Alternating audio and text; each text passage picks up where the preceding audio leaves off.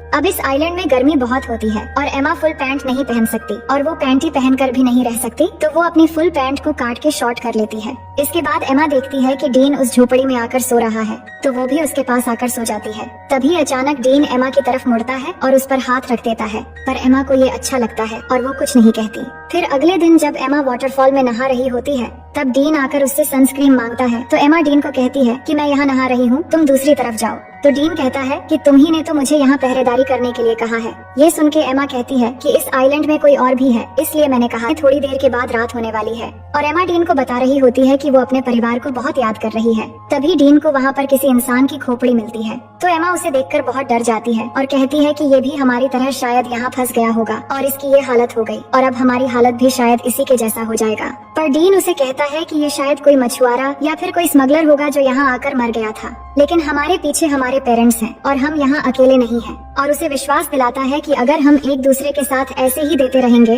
तो हम यहाँ कभी नहीं मरेंगे और एक दिन हम जरूर घर वापस जाएंगे। और ये कहने के बाद वो एमा को किस करने लगता है। एमा पहली बार किसी को किस कर रही थी और उसे अच्छा भी लग रहा था और अब रात भी हो गई थी। फिर क्या होना था, डीन सारी हदें तोड़ देता है और आइलैंड में एक तूफान आता है और इस तूफान को एमा पहली बार एंजॉय करके बहुत खुश थी। फिर सुबह होने के बाद एमा जागकर देखती है कि डीन यहाँ नहीं है, तो वो डीन को पुकारने लगती है, पर वो उसे नहीं मिल रहा था। तो एमा बहुत घबरा जाती है और उसे ढूंढने के लिए जंगल में चली जाती है और थोड़ी दूर आगे जाकर वो देखती है कि डीन एक गड्ढा खोद रहा है। तो एमा को समझ नहीं आ रहा था कि डीन ये क्यों कर रहा है। तभी अचानक एमा गिर जाती है और उसे घुटने पर चोट लग जाती है, जिसके बाद डीन तुरंत उसकी चोट को ठीक करने लगता है और उसे कहता है कि तुम्हें कुछ नहीं होगा। फिर वो दोनों वाटरफॉल में नहाने लगते हैं और यहाँ डीन एमा को बताता है कि उसकी माँ एक कार एक्सीडेंट में मर गई थी और एमा उसकी बातों को अच्छे से सुनने लगती है। फिर थोड़ी देर बाद वहाँ बारिश होने लगती है और डीन उसमें मस्ती करने लगता है और एमा उसे देखकर खुश हो रही होती है। जिसके बाद दोनों बारिश में डांस करने लगते हैं और डीन एमा के बालों में एक फूल लगा देता है। अब एमा डीन से कहती है कि मुझे फिर से तूफान के मजे लेने हैं। फिर डीन एक बार फिर से तूफान लाने की तैयारी शुरू कर देता है। वहीं अब न्यूज में बताया जाता है कि एमा और डीन के लापता होने की 1 महीना गुजर चुका है और पुलिस को लगता है वो अब जिंदा नहीं रहे, इसलिए पुलिस ने उन्हें ऑफिशियली ढूंढना बंद कर दिया है। पर एमा के दोस्त को अभी भी लग रहा है कि एमा और डीन अभी भी जिंदा है और बारबरा को भी वैसा ही लगता है और वो जैक के साथ हेलीकॉप्टर लेके अपनी बेटी एमा को ढूंढने फिर से चली जाती है और उन दोनों को अच्छे से ढूंढने के लिए सबको पर्ची बांट रहे होते हैं जिन पे एमा और डीन के बारे में जानकारी दी हुई थी। ये सब कुछ करने के बाद जैक बारबरा से कहता है कि उन्होंने सब करके देख लिया, पर फिर भी एमा और डीन नहीं मिल रहे हैं। अब शायद घर वापस लौट जाना चाहिए। ये सुनकर बारबरा उदास हो जाती है और घर चली जाती है। दूसरी तरफ डीन एमा को हरी रोशनी के बारे में बता रहा होता है, जिसके बारे में उसकी माँ ने उसे बताया था और वो बताता है कि वो रोशनी सूरज के डूबते समय दिखती है, पर डीन ने उस रोशनी को आज तक कभी नहीं देखा है। अब यहाँ उन्हें कुछ और हफ्ते बीत जाते हैं और दोनों आइलैंड के खूबसूरत एनवायरनमेंट के मजे लेने लगते हैं। वो समुद्र में नहाते हैं और बहुत मजे करते हैं और ऐसे ही वो एक दूसरे के बहुत करीब आ जाते हैं और जब भी उनका मन करता है तो वो तूफान और भूकंप के मजे लेते रहते थे। अब ये सब कुछ होने के बाद एमा डीन से पूछती है कि तुमने पहली बार कैसे किया था और वो कौन थी। तो डीन बताता है कि जब मैं स्कूल में था तब मेरा एक दोस्त थी जो मुझसे उम्र में बड़ी थी। अब डीन जानता था कि एमा की ये सब कुछ पहली बार थी, तो वो पूछता है तुम्हें कैसा लगा।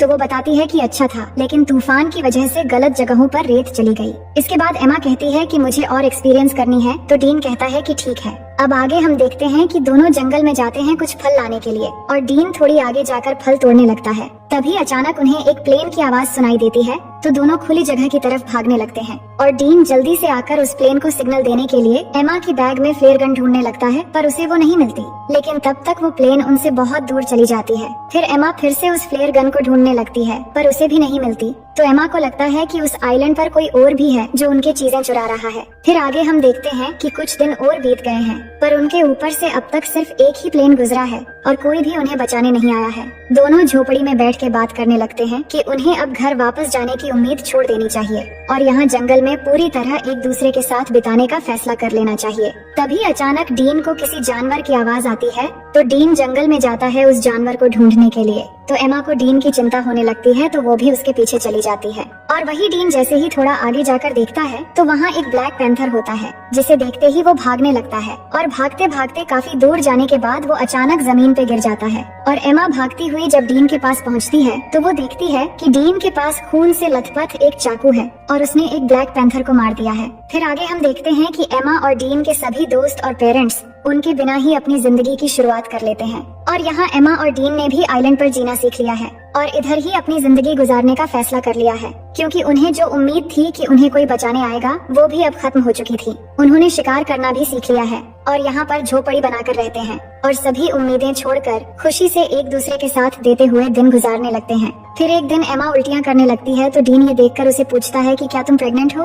तो एमा कहती है कि नहीं, उल्टियाँ बस ऐसे ही हो गई हैं। इसके बाद एमा अच्छा महसूस करने के लिए डीन के साथ लेट जाती है, पर जब वो दोनों बात कर रहे होते हैं तभी एमा की खोई हुई चीजें ऊपर से गिरने लगती है और जब वो दोनों ऊपर देखते हैं तो वहाँ पेड़ पर एक बंदर होता है जो उनके सामान फेंक रहा होता है और वो देखते हैं कि बंदर के हाथ में वो फ्लेयर गन भी है जो डीन को उस दिन नहीं मिला था। तो उस बंदर को एमा एक केला दिखाती है तो वो गन नीचे फेंक देता है, जिसके बाद उन्हें ऊपर से एक हेलीकॉप्टर की आवाज आती है तो वो भागते हुए खुली जगह पर आते हैं और एमा गन लोड करके फायर करती है तो वो हेलीकॉप्टर वाले उन्हें देख लेते हैं, जिसके बाद वहाँ से उन्हें रेस्क्यू कर लिया जाता है। और अब फाइनली दोनों 3 महीने के बाद वापस आ जाते हैं और एयरपोर्ट पे एमा और डीन के दोस्त और पेरेंट्स उनसे मिलकर बहुत खुश हो जाते हैं, जिसके बाद दोनों के पेरेंट्स उन्हें अपने अपने घर लेकर चले जाते हैं। अब घर आने के बाद डीन उसी रात को एमा से मिलने जाता है और वो बात करते हैं कि घर वापस आकर कितना अजीब लग रहा है और यहाँ डीन एमा को किस करने वाला होता है, पर एमा नहीं करती और कहती है कि हर 10 मिनट में उसके पेरेंट्स उससे मिलने आ रहे हैं, अब शायद तुम्हें यहाँ से चले जाना चाहिए। और कहती हैं कि हमारे आने की खुशी में मेरे पेरेंट्स ने एक पार्टी रखी है तो तुम्हें भी आना है। फिर अगले दिन पार्टी पे सब जमा होते हैं और एमा के पेरेंट्स सबको कुछ कहने लगते हैं उनके बच्चों के वापस आने पे।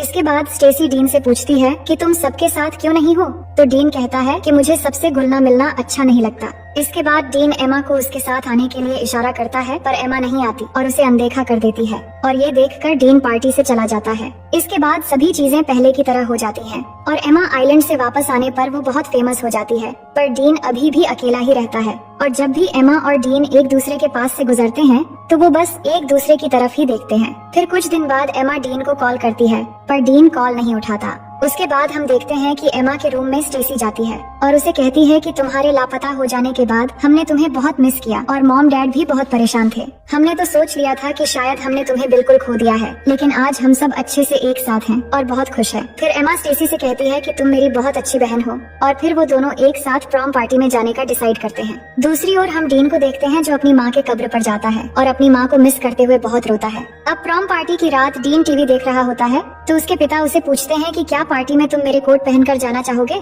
दूसरी तरफ एमा पार्टी में अपनी बहन के साथ पहुंच गई थी, जिसके बाद लिज़ी उसके पास आती है और एमा को एक सरप्राइज देने के लिए आगे ले जाने लगती है और तभी एमा देखती है कि बाहर बारिश में डीन कोट पहन के खड़ा है और एमा का इंतजार कर रहा है।